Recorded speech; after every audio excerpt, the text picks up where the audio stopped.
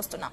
అయితే కాంగ్రెస్ పార్టీలో దక్కని ప్రాధాన్యత ఇప్పుడు బీఆర్ఎస్ లో అటు జీవన్ రెడ్డికి దక్కుతుందా? మరి బీఆర్ఎస్ పార్టీ నుంచి ఏం చెప్తున్నారు? అటు కేటీఆర్ గానీ కేసీఆర్ గానీ జీవన్ రెడ్డిని పార్టీలోకి తీసుకొచ్చిన తర్వాత ఎటువంటి మార్పులు చోటు చేసుకునే అవకాశం ఉంటుంది అనుకోవచ్చు? ముందుగా మీకు అదేవిధంగా ప్యానెల్లో పాల్గొన్నటువంటి పెద్దలకు జీ తెలుగు వీక్షకులకు నమస్కారాలు తెలియజేస్తా ఉన్నాను. ఈరోజు ఏదైతే నిన్న జరిగినటువంటి ఎపిసోడ్ ఉన్నదో అంటే కేటీఆర్ గారు అదేవిధంగా బీఆర్ఎస్ పార్టీ నాయకులు జీవన్ రెడ్డి గారి స్వగృహానికి వెళ్లడము, మరి అక్కడ వారిని పార్టీలోకి ఆహ్వానించడము, వారు సానుకూలంగా స్పందించడం అనేది చాలా సంతోషంగా ఉంది. ఎందుకంటే జీవన్ రెడ్డి గారు ఒక గొప్ప నాయకుడు, ప్రజానాయకుడు. గొప్ప నాయకుడు కంటే కూడా ప్రజానాయకుడు. ప్రజలతోటి ప్రతినిత్యము కలిసిమెలిసి ప్రజల కోసం పనిచేసేటువంటి ఒక గొప్ప నాయకుడు, సీనియర్ మోస్ట్ లీడర్. వారి యొక్క అనుభవాలు, వారి యొక్క ఆలోచనలు చాలా ఉపయోగపడతాయనేటువంటి ఆలోచన ఉంది. నేనేమంటున్నానంటే జీవన్ రెడ్డి గారు కరీంనగర్ నుంచి, కరీంనగర్ అంటేనే జీవన్ రెడ్డి గారు, జీవన్ రెడ్డి గారు అంటేనే కరీంనగర్. ఉమ్మడి కరీంనగర్ జిల్లాలో అంత అనుభవం ఉన్నటువంటి నాయకుడు కానివ్వండి, అంత ఆలోచన ఉన్నటువంటి నాయకుడు కానివ్వండి మరెవరు కూడా లేరు. ఎందుకంటే జగిత్యాల నుండి 6 సార్లుగా శాసనసభ్యులుగా ఎన్నికై, అదే విధంగా మరి 1983 నుంచి దాదాపు 2014 వరకు 3 పర్యాయాలు మంత్రిగా పనిచేసినటువంటి నాయకుడు. అంటే ఎక్సైజ్ మంత్రిగా పనిచేసారు, అదే విధంగా పంచాయతీరాజ్ మంత్రిగా పనిచేసారు, వైఎస్ఆర్ గారి గవర్నమెంట్ లో రోడ్లు భవనాల శాఖ మంత్రిగా కూడా పనిచేశారు. అంటే దాదాపు ఒక 5 నుంచి 6 మంది ముఖ్యమంత్రుల దగ్గర వాళ్ళ కేబినెట్ లో పనిచేసినటువంటి గొప్ప నాయకుడు. అట్లాంటి నాయకుడిని వీళ్ళు పొమ్మనలేక పొగబెట్టి, అంటే మానసికంగా దాదాపు ఒక 20 నెలల నుంచి మానసికంగా వేధించి, మానసికంగా ఎంతో ఇబ్బంది పెట్టి వారిని తీవ్రంగా మనస్తాపానికి గురి చేసినటువంటి పరిస్థితి మనందరం కూడా చేసినాము. వారు కూడా స్వయంగా చెప్పడం జరిగింది. దానికి తోడు నిన్న వారితో పాటుగా సహచరులుగా ఉన్నటువంటి జగ్గారెడ్డి గారు కూడా మాట్లాడడం జరిగింది. జీవన్ రెడ్డి గారు పార్టీలకు వెళ్ళి పోవడం బాధాకరము, మరి పార్టీలో అగ్రనాయకులు మాట్లాడకపోవడము చాలా దురదృష్టకరం అని చెప్పి. నేనేమంటున్నానంటే ఈరోజు కాంగ్రెస్ పార్టీలో ఒక్క జీవన్ రెడ్డి గారు కాదండి, రేవంత్ రెడ్డి గారి పతనం, రేవంత్ రెడ్డి గారి తిరోగమనం అనేది జగిత్యాల నుండే ప్రారంభమైంది. జగిత్యాల నుండే తొలి అడుగు అనేది ప్రారంభమైంది. ఇంకా జీవన్ రెడ్డి గారితో పాటు చాలా మంది బీఆర్ఎస్ పార్టీలో రాబోయే రోజులలో చేరబోతున్నారు. అదే విధంగా ఖచ్చితంగా రాబోయే రోజులలో రేవంత్ రెడ్డి గారికి కూడా ఈ కాంగ్రెస్ పార్టీకి బుద్ధి చెప్పడానికి చాలా మంది సిద్ధమవుతున్నారు. ఎందుకంటే జీవన్ రెడ్డి గారు తెలంగాణ ఉద్యమంలో నాటి కాంగ్రెస్ నాయకులలో భిన్న వాదనలు ఉన్నప్పటికీ, భిన్న అభిప్రాయాలు ఉన్నప్పటికీ వారు తెలంగాణ కోసము ఎక్కడ ఉన్నా, ఏ మీటింగ్ లో ఉన్నా, ఎక్కడ ఏ ప్లాట్ఫామ్ వచ్చినా కానీ ఎవరికి కూడా భయపడకుండా గట్టిగా తెలంగాణ వాదాన్ని వినిపించినటువంటి వ్యక్తి, తెలంగాణ వాదం కోసము కొట్లాడినటువంటి వ్యక్తి, తెలంగాణ సాధించాలనే వారిలో కాంగ్రెస్ పార్టీలో ముందు ఉన్నటువంటి వ్యక్తి. ఎందుకంటే వారు ముందు వరుసలో ఉండి పోరాడినటువంటి వ్యక్తి. ఏదైతే సంజయ్ కుమార్ గారు, మరి నేను వెంకట్ నాయక్ గారు స్టూడియోలో ఉన్నారు, మరి వెంకట్ నాయక్ గారిని కానివ్వండి, అదే విధంగా కాంగ్రెస్ పార్టీ నాయకులను నేను అడుగుతా ఉన్నాను, అసలు సంజయ్ కుమార్ గారిని కాంగ్రెస్ పార్టీలో చేర్చుకున్నారు కదా, మరి వారు నిజంగానే కాంగ్రెస్ పార్టీలోనే ఉన్నారో, వారు ఏ పార్టీలో ఉన్నారో కూడా అది కూడా చెప్పాలి. ఎందుకంటే వాళ్ళేమో కాంగ్రెస్ పార్టీలో చేర్చుకొని ఇప్పుడేమో కాంగ్రెస్ పార్టీలో లేడని చెప్తున్నారు. వాళ్ళ పరిస్థితి కూడా దిక్కుతోచని స్థితిలో ఉంది. పాపం వాళ్ళు కూడా ఏం చేయాలో అర్థం కానటువంటి పరిస్థితి ఉంది. ఎందుకంటే దాదాపు 4 దశాబ్దాల సుదీర్ఘమైనటువంటి అనుభవం ఉన్నటువంటి జీవన్ రెడ్డి గారు మరి ఈ రోజు బీఆర్ఎస్ పార్టీలో చేరడం వల్ల చాలా సంతోషంగా ఉంది. అదే విధంగా వారి యొక్క సేవలు మరి బీఆర్ఎస్ పార్టీకి అన్ని విధాలుగా ఉపయోగపడతాయని చెప్పి కూడా నేను ఈ సందర్భంగా తెలియజేస్తా ఉన్నాను. ముఖ్యంగా జీవన్ రెడ్డి గారు ఏదైతే జగిత్యాలలో మరి అక్కడ ప్రజలకు కావాల్సినటువంటి మౌలిక వసతుల ఏర్పాటులో కానివ్వండి, అదే విధంగా విద్యా వ్యవస్థలో మరి పాఠశాలల అభివృద్ధి విషయంలో కానివ్వండి, కాలేజీల స్థాపనలో కానివ్వండి, ఆరోగ్య భద్రత విషయంలో కానివ్వండి, ఆసుపత్రుల ఎక్స్టెన్షన్ విషయంలో కానివ్వండి, చాలా రకాలైనటువంటి పోరాటాలు చేసి మరి అన్ని రకాలైనటువంటి మౌలిక వసతులు ఆ ప్రాంత ప్రజలకు కల్పించినటువంటి గొప్ప నాయకుడు.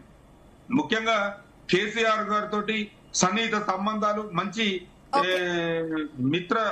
దోస్తానే ఉంది కాబట్టి, అంటే వారితో చాలా అన్యోన్యమైనటువంటి సంబంధం ఉంది కాబట్టి ఖచ్చితంగా మరి కేసీఆర్ గారి నాయకత్వంలో వారు ఓకే ఓకే లక్ష్మీ నరసింహారెడ్డి గారు మళ్ళీ వస్తానండి మీ దగ్గరికి.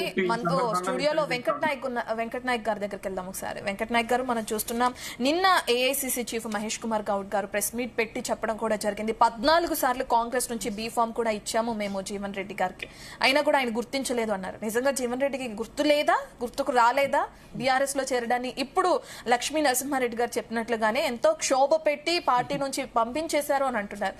ఏం చెప్తారు దాని గురించి మీరు? మేడం, మీకు ప్యానల్ పెద్దలకు నమస్కారం. 2 పదాల మీద చర్చ చేసుకుందాం. ఒకటి, మీరు న్యాయం గురించి మాట్లాడారు.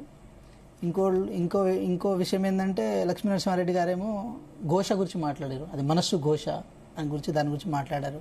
ఇప్పుడు స్క్రోలింగ్లో మీకు కనబడుతున్నారు కౌశిక్ రెడ్డి గారు, చాలా పెద్దగా హైట్గా కనబడుతున్నారు కదా. కౌశిక్ రెడ్డి గారు తెలంగాణ ద్రోహి, మానుకోటలో రాళ్ల దాడి చేసిన వ్యక్తి. ఆయన పక్కన పెట్టుకొని తిరుగుతున్నారు. కానీ తెలంగాణ కోసం కొట్లాడిన ఈటల రాజేంద్ర గారిని మాత్రం పొమ్మలేక పొగబెట్టరు. మరి ఆ రోజు ఈటల రాజేంద్ర గారి మనసు ఘోష పడలేదా? నేను ఇంకో విషయం కూడా చెప్తున్నాను. 2018లో తుమ్మల నాగేశ్వరరావు గారు పాలేరు నుంచి ఓడిపోతే అక్కడ ఎమ్మెల్యేగా గెలిచిన ఎవరైతే కందాళ ఉపేంద్ర రెడ్డి గారు మీ పార్టీలో, ఒక్క నిమిషం, మీరు మాట్లాడినప్పుడు ఒక్క మాట నేను మాట్లాడలే. మీరు మాట్లాడినప్పుడు ఒక్క మాట కూడా నేను మాట్లాడలే. నేను ఆ గౌరవం మీకు ఇచ్చిన. నేను మీకు ఆ గౌరవం ఇచ్చిన. లక్ష్మీ నరసింహారెడ్డి గారు ఒక్క నిమిషం, అతన్ని కంప్లీట్ చేయండి. పెద్దవారు, మీకు నేను ఆ గౌరవం ఇచ్చిన. చెప్పండి మేడం. అప్పుడు వాళ్ళ మనస్సు గోసపడలే? కందాళ ఉపేంద్ర రెడ్డి గారిని చేర్చుకున్నప్పుడు తుమ్మల నాగేశ్వరరావు గారు 5 సంవత్సరాల పాటు మీరు పొమ్మలేక పొగబెట్టరు కదా, మరి వారు బాధపడలే? సో ఇలా చాలా సందర్భాలు ఎంతమందిని బాధ పెట్టరు మీరు? ఆ లిస్టు మొత్తం తీసుకొస్తే తెలంగాణ ఉద్యమకారులు ఉన్నారు. తెలంగాణ వచ్చిన తర్వాత దాంట్లో చాలా మంది పార్టీ నాయకులు ఉన్నారు. మీరు చేర్చుకున్న ప్రతి పార్టీ నాయకులను వెనకాల అక్కడ ఆల్రెడీ మీ పార్టీ నుంచి పోటీ చేసిన వ్యక్తి ఉంటారు కదా. నేను ఇంకో మాట కూడా చెప్తున్నా. ఈరోజు జీవన్ రెడ్డి గారు అక్కడ సరే మీ పార్టీలో చేరారు. మీ పార్టీ నుంచి ఎప్పటి నుంచో కష్టపడుతున్న వ్యక్తులను వీణ క్యాడర్ పోయి వాళ్ళని డామినేట్ చేయదా? మరి వాళ్ళ ఆత్మ ఘోషించదా? వాళ్ళ మనసు బాధపడదా? సో ఇవన్నీ మాట్లాడుకోవాల్సి వస్తే రాజకీయాల్లో ఇంకా చాలా లోతుగా మనం వెళ్ళొచ్చు కాక, మళ్ళీ ఇంత చేసిన తర్వాత మళ్ళీ ఇక్కడ న్యాయం ధర్మం ఇవన్నీ ఎందుకు వస్తాయి? ఇక మీరు చెప్పిన న్యాయం గురించి మాట్లాడదాం మేడం. 14 సార్లు వారికి బీఫామ్ ఇచ్చారు. కాంగ్రెస్ పార్టీ అనేది ఒక పెద్ద మహాసముద్రం మేడం. ఇది పార్టీ ఇంటర్నల్ ఇష్యూ. నేను చెప్తున్నాను, ఎంతోమంది కార్యకర్తలు నాయకులు వాళ్ళ జీవితాన్ని త్యజించి వాళ్ళ జీవితాన్ని త్యాగం వైపు తీసుకెళ్లి మరి పార్టీ కోసం కష్టపడుతున్న వాళ్ళు ఉన్నారు. ఫర్ ఎగ్జాంపుల్ మీకు మచ్చుకు 2 విషయాలు చెప్తాను. వి హనుమంతరావు గారు ఉన్నారు. వారు ఈ రాష్ట్రానికి పిసిసి ప్రెసిడెంట్గా చేశారు. ఇప్పటికీ ఒక కాంగ్రెస్ పార్టీ కార్యకర్తలాగా నాయకులాగా యాక్టివ్గా పనిచేస్తున్నారు. వారికి ఏం పోస్టు ప్రభుత్వం వచ్చిన తర్వాత ఇవ్వలేదే. అదేవిధంగా కుమార్ రావు గారని గాంధీ భవన్ ఇన్ఛార్జ్గా ఉన్నారు. వారు సీనియర్ వైస్ ప్రెసిడెంట్గా కాంగ్రెస్ పార్టీకి ఉన్నారు. గాంధీ భవన్కి ఒక గోడలాగా ఇచ్చేసి గాంధీ భవన్కి ఎప్పటికీ ప్రొటెక్టర్గా ఉన్నారు. వారు ఇంతవరకు ఏ పదవి తీసుకోలేదే. సో జీవన్ రెడ్డి గారికి నేను మాట ఒక కార్యకర్తగా నేను అడుగుతున్నాను. జీవన్ రెడ్డి గారికి వారు సరే 2014 తర్వాత జరుగుతున్న సినారియోలో చాలా సందర్భాల్లో వాళ్ళు ఓడిపోయిన తర్వాత కూడా వారికి ఒక హామీ ఇచ్చారు ప్రభుత్వం వచ్చిన తర్వాత. అది ఏదో విషయంలో వాళ్ళని గౌరవించుకుంటున్నామని చెప్పి ఇచ్చారా ఇవ్వలేదా అని చెప్పి వారి మనసాక్షి మీద ఒట్టేసి చెప్పాల్సిన అవసరం ఈరోజు ఏర్పడింది. పెద్దవారు వారి గురించి నేను చెడుగా మాట్లాడడం, వారిని ఏది బట్టగాల్చి మీద మేము చేస్తలేము. కానీ వారి నిర్ణయాన్ని తప్పుపడుతున్నాం. 14 సార్లు ఒక నాయకునికి బీఫామ్ ఇవ్వడం అంటే అది చిన్న గౌరవం కాదు మేడం. అది చాలా పెద్ద గౌరవం. అది ఇంత గౌరవించుకున్న పార్టీకి కనీసం ఏమంటారు, మొన్న వచ్చిన బీఆర్ఎస్ పార్టీలోకి వెళ్ళి మరి మీ పెద్దరికాన్ని, అదేవిధంగా మీ ఇంత అనుభవం ఉన్న రాజకీయాన్ని పోయి ఎక్కడ తాకట్టు పెట్టినట్టు అవుతుంది కదా మేడం. మేము వారిని కించపరిచేటట్టు మాట్లాడతలేము, కానీ ఉన్న యథార్థాన్ని చెప్తున్నాం.